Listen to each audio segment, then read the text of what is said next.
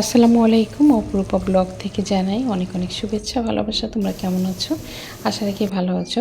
আজ তোমাদের জন্য একটি রেসিপি নিয়ে আসছি, সেটা হচ্ছে খাসির মাংস। আমি খাসির মাংস আলু দিয়ে ঝোল করব। যেহেতু প্রচণ্ড গরম পড়েছে, এই গরমের মধ্যে অতিরিক্ত কষা মাংস কিন্তু এটা স্বাস্থ্যের জন্য ভালো না।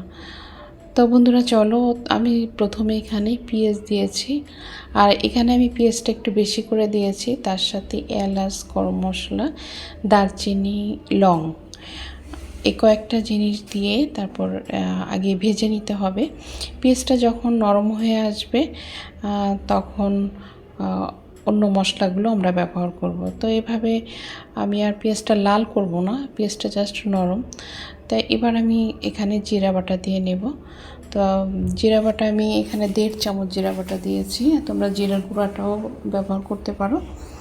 এবার আদা রসুন, এখানে আদা রসুন 2 চামচ, মানে আদা রসুন একসাথে মিক্সড করা। আর বিশেষ করে মাংসের পরিমাণ বুঝে, যেহেতু আমি এখানে যে মাংস মানে 1 কেজির মতো মাংসটা, তো সেভাবে আমি মশলাটা ব্যবহার করব। তোমরাও যদি একটু পরিমাণ বেশি মাংস রান্না করো সেইভাবে হিসাব করে মশলাটা দিয়ে দেবে। আর যখন দেখবো যে আদা রসুন কষানো শেষ আর তেল উপরে উঠে এসেছে, এবার আমি দিয়ে দিয়েছি মরিচ, হলুদ আর ধনে গুঁড়া। এটা দিয়ে আবার কষাবো। আর রান্নাটা কষানোর উপর কিন্তু অনেক কিছু নির্ভর করে।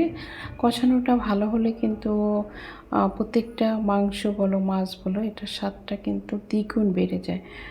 তো আমি যেভাবে রান্না করি সেভাবেই তোমাদের সাথে আমি শেয়ার করছি। তো এদিকে আমার মশলাটা বেশ সময় ধরে, প্রায় 10 থেকে 12 মিনিট ধরে আমি মশলাটা কষিয়ে নিয়েছি। দেখো মশলার উপরে কিন্তু তেল উঠে এসেছে। তো এইভাবে কষানো শেষ হলে এবার বাকি যে উপকরণ সেগুলো আমরা দিব। তো এখন আমি দিয়ে দেব খাসির মাংস।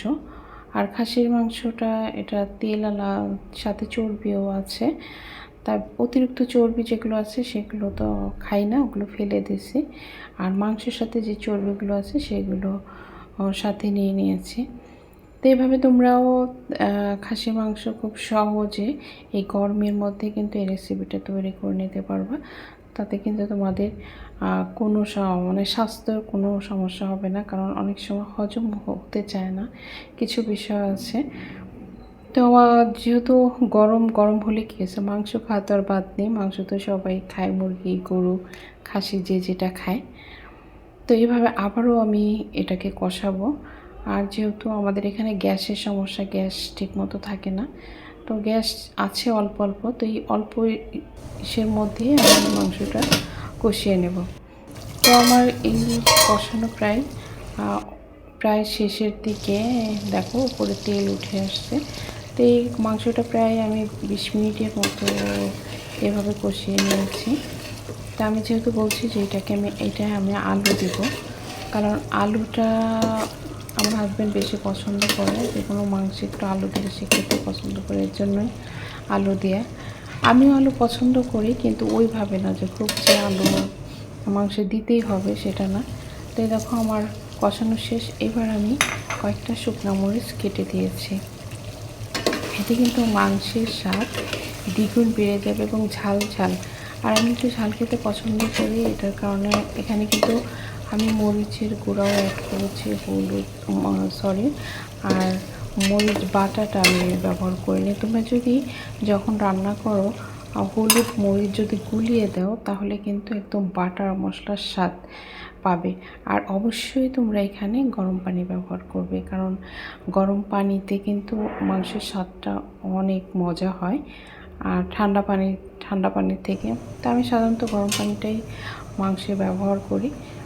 তো অলরেডি এখানে আমি 2 কাপ মানে 2 কাপ পানি দিয়েছি, কারণ আমার মাংস প্রায় 50% মাংস সিদ্ধ হয়ে গেছে।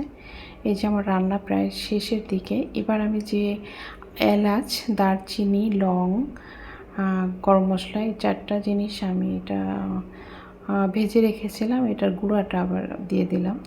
আর এই গুঁড়াটা দিয়ে কিন্তু বেশি সময় জাল দেবে না, তাহলে কিন্তু ঘ্রাণটা চলে যায়, মাংসের যে একটা ঘ্রাণ। তো আশা করি আজকের ভিডিওটি আমার ভালো লাগলো। ভালো লাগলে লাইক, কমেন্ট, শেয়ার।